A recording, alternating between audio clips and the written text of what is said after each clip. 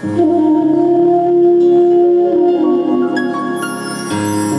बघा मी बघा सकाळी बोलवणार की संतांना काहीही असाध्य नसतं. संतांजवळ गेल्यानंतर किंवा संतांचं झाल्यानंतर किंवा सगळा भार संतांवरती सोपवल्यानंतर आणि त्या दिवशी मी संगत बोलून गेलो की कोणाची संगत केली तर काय होणार. बघा तुम्हाला एक प्रश्न विचारू का. एक लोखंडाचा खिळा आहे आणि एक लाकडाची पाटी आहे छोटीशी. तुमच्या समोर जर ठेवली तुम्ही काय उचलाल? लाकूड उचलाल का खिळा उचलाल?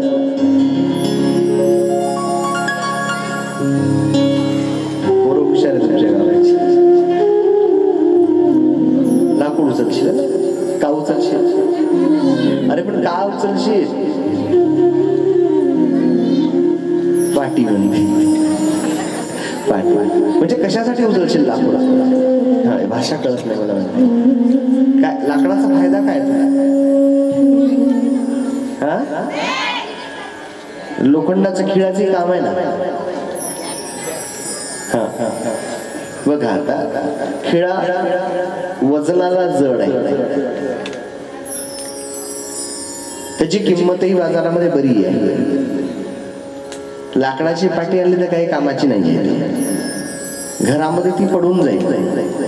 पण एखाद्या वेळेला कुल्फीवाला जर गावात आला, त्या मुलांसाठी सांगतोय मी, मुलांना कुल्फी खायची असेल लाकडाची पाटी देऊन कुल्फी मिळत नाही, पण ते लोखंड देऊन त्याला कुल्फी मिळत आहे.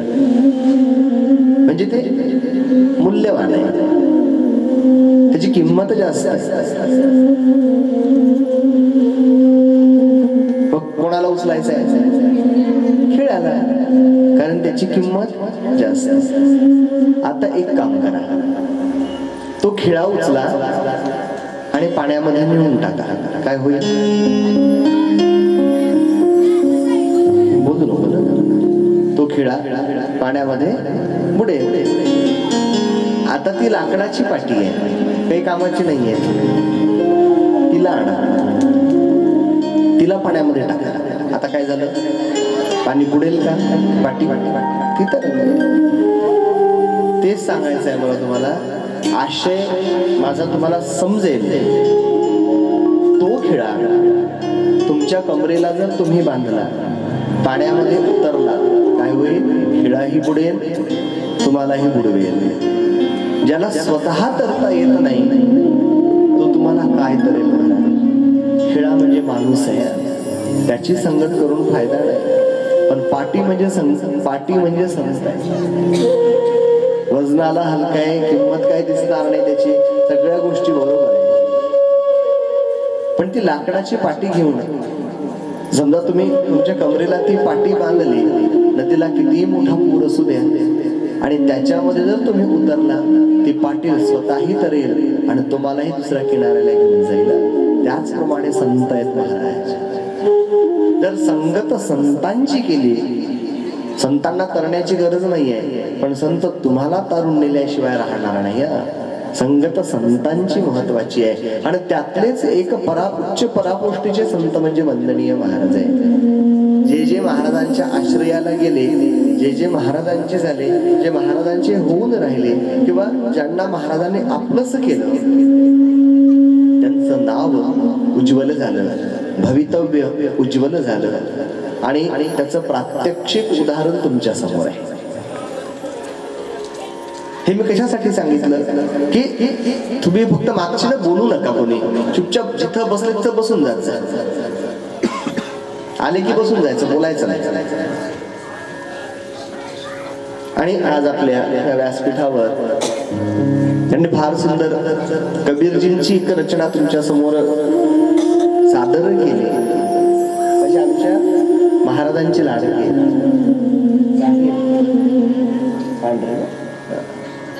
कुमार साहिल पांढरे, मला वाटतं मोजरीलाच राहिलं, आता नाही, आधी मराठी टीव्हीवर पण सारेगमला स्टार प्रवाहला सूर नवा ध्यास नवा ही एपिसोड चालायचा. त्या एपिसोड मध्ये यांचं सादरीकरण व्हायचं. तुम्ही बघितलं असेल टीव्हीला. आणि विचार घ्या, आज टीव्हीवरच्या कलाकारांना खूप आमंत्रण द्यावे लागतात, फोन करावे लागतात, तेव्हा कुठे ते सेलिब्रिटी म्हणून येतात. पण आमच्या वंदनीय महाराजांचे पायीक असणारे एवढे मोठे टीव्ही कलाकारांना कोणतं आपल्या व्यासपीठावर येणं हे फार मोठी गोष्ट आहे महाराज. तुम्हाला एक सांगतो. आणि त्यांच्याबरोबर ज्या भगवान गोपाल कृष्णाने स्वतःच्या मुरलीने सगळ्यांना ध्यास लावलेला होता, तोच ध्यास लावण्यासाठी आज प्रत्यक्ष भगवान गोपाल कृष्ण तुम्ही महाराज आता खंजिरी वाजवता, तुम्ही महाराज आहे. पण दादा अविनाश दादा कोल्हे फार सुंदर वादन केलं आहे त्यांनी. आणि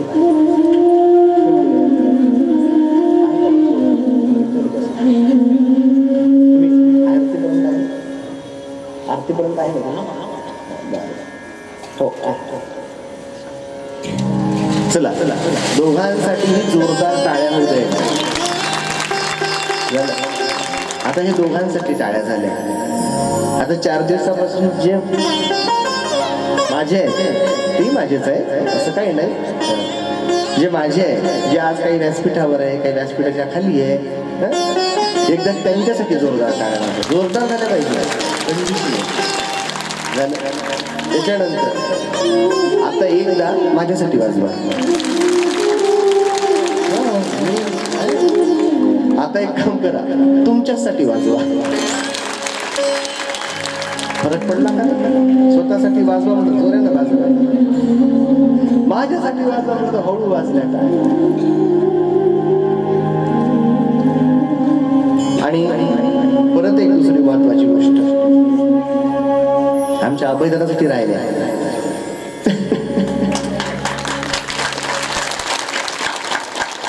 त्या दिवशी आपण आपल्या कथेमध्ये जो विषय घेतला समृद्धी महामार्गाचा, फार खेद वाटतो मला आई साहेब. हो, त्या दिवशी बोललो मी बराच वेळ त्या विषयावर. दादाने मला सांगितलं होतं त्याच्यामध्ये फार मोठी ती दुर्दैवी बाब झाली, ती कोणाच्या आयुष्यामध्ये तसं व्हायला नको होतं. तुमच्या वर्धा जिल्ह्यामध्ये 14 जण त्याच्यामध्ये होते हे मला कळलं, पण पवनार बदल कोणी होतं हे मला माहिती नव्हतं. पण तरी सुद्धा एवढं मोठं दुःख होऊ नये जे कधी पचवू शकत नाही. त्या दिवशी मी सांगितलं, एक खड्डा असतो मातीचा, त्याला बुजवणं शक्य होईल महाराज. गेलेला पैसाही प्राप्त होऊ शकेल, गेलेलं यश, गेलेली कीर्ती हे सुद्धा आपण परत मिळवू शकतो. पण मृत्यूसारखी हानी जगात दुसरी कुठली नाही. आणि तीही हानी की ज्या मुलाच्या खांद्यावर जाण्याचं स्वप्न जे आई वडील बघतात, 18-20 वर्ष हाताच्या फोडाप्रमाणे जपावं, पण असा एखादा हिरा, असं एखादं रत्न ज्या आई वडिलांच्या आयुष्यामधून अचानक निघून जातं महाराज,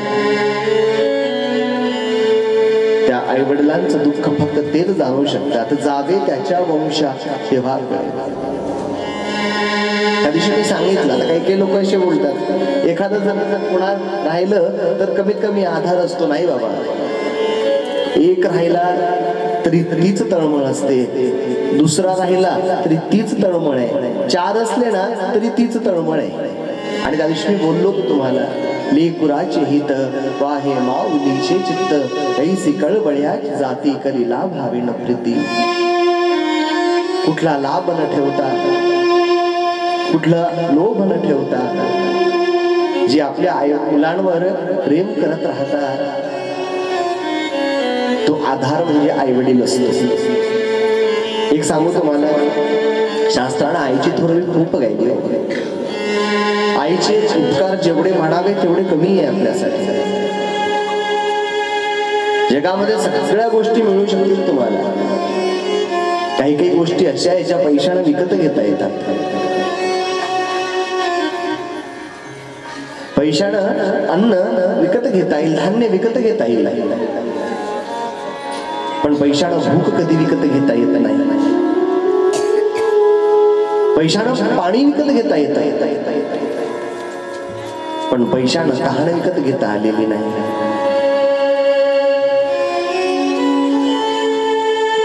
कदाचित पैशानं पुस्तक विकत घेता येतात, पण त्या पुस्तकाचं ज्ञान विकत घेता येत नाही, ते उपजत असावं लागतं.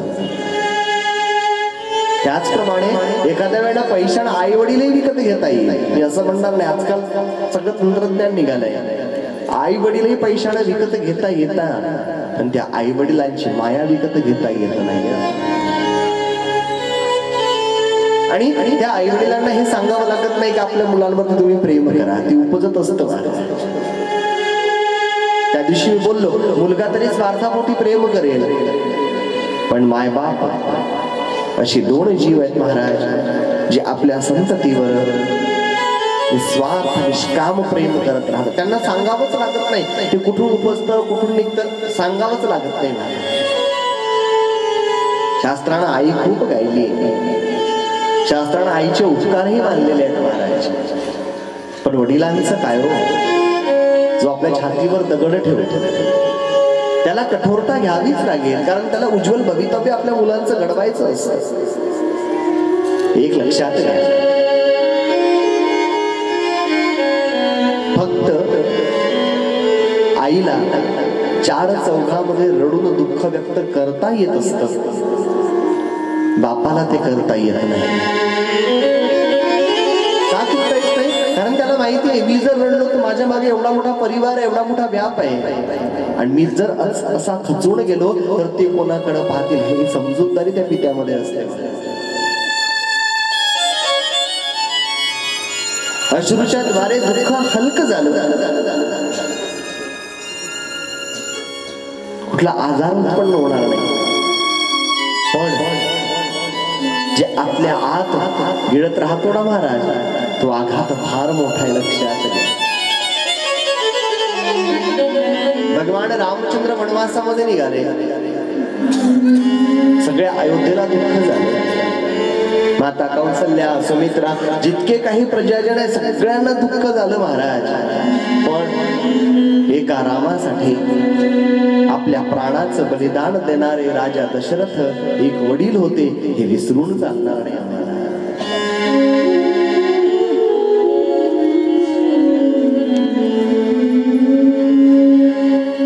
राजमाता जिजाऊ महासाहेबांनी छत्रपती शिवाजी महाराजांना घडवलं, उत्तम संस्कार दिले, सगळ्या गोष्टी बरोबर झाल्या, पण शिवा सुरक्षित राहावा याच्यासाठी झुंज देणारे शहाजी राजे एक पिता होते, हे विसरून चालणार नाही.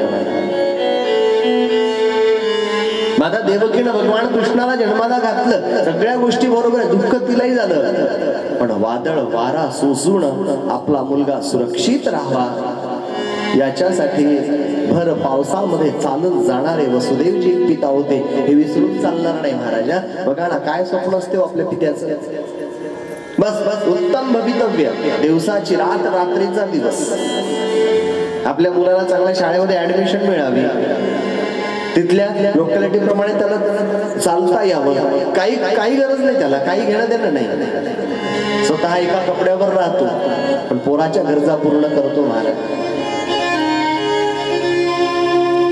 रुपयाच्या ब्लेडनं स्वतःची दाढी खरडतो हो,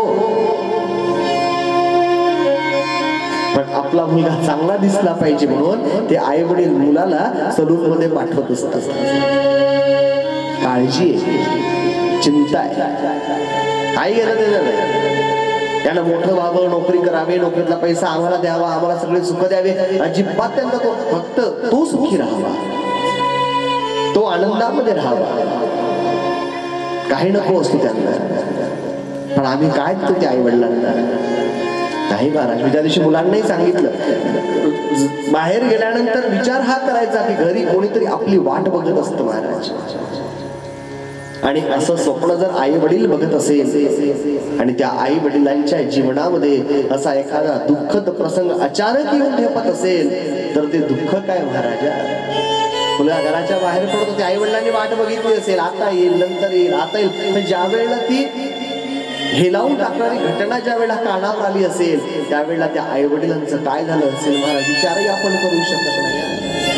पण इतकं असून सुद्धा भगवंताला दोष न देता स्वतःच प्रारब्ध म्हणून पुन्हा भगवंताच्या दिशेनं आपला मार्ग क्रमित करणारे हे दोन आई वडील धन्य होय महाराजा. व्यासपीठावरून वंदना करतो मी त्यांना की खरोखर फार मोठी काळीज आहे तुमची.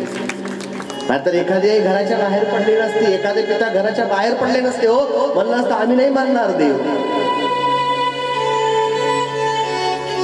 95 वर्षाचा म्हातारा 2 महिन्यापूर्वी आमच्या इकडे गेला महाराज. त्या म्हातारीनं देव सोडून दिला. समजावलं अगं म्हटलं म्हातारा झालता ना ते 95 वर्षाचं, तुम्हाला अजिबात नाही ते का गेला. या जगात देवच नाही, देवाचं अस्तित्व नाही, मी देव मानणार नाही. पण ज्या वेळेला ती पाठी मला दिसली, दादांनी मला सांगितलं आणि आज ते इथं येऊन यजमान होणार, तेवढं मोठं काळीज महाराज आहे, साधारण गोष्ट नाही. तुमचं दुःख मी घेऊ शकत नाही, तुमचं सांत्वनही मी करू शकत नाही. कारण मी सांगितलं की तुमच्या इथं जो खड्डा पडला तर तो कोणी बुजवू शकणार नाही, तुमचे डोळे मिटत पर्यंत. फक्त एवढं सांगतो की परमेश्वर तुम्हाला ते दुःख पचवण्याची क्षमता देऊ आणि परमेश्वरच तुमच्या हिऱ्याच्या पोटी तुम्हाला दिसो महाराज. बस एवढं परमेश्वराकडे मागणं मागतो आणि भक्ती मार्गामध्ये तुमचं असंच सहकार्य होत राहो आणि तुमच्या हातून सत्कर्म घडून परमेश्वर तुमच्या दुःखामध्ये तुम्हाला फार मोठं काय आता बोलता येत नाही, शब्द नाहीत माझ्याकडे ते बोलण्यासाठी, पण तुम्हाला कुठेतरी धीर देऊ एवढीच व्यासपीठावरून भगवंताच्या चरणामध्ये विनंती करतो. 2 मिनिटं नामस्मरण करू, त्यानंतर समोरची कथा आपण बघू.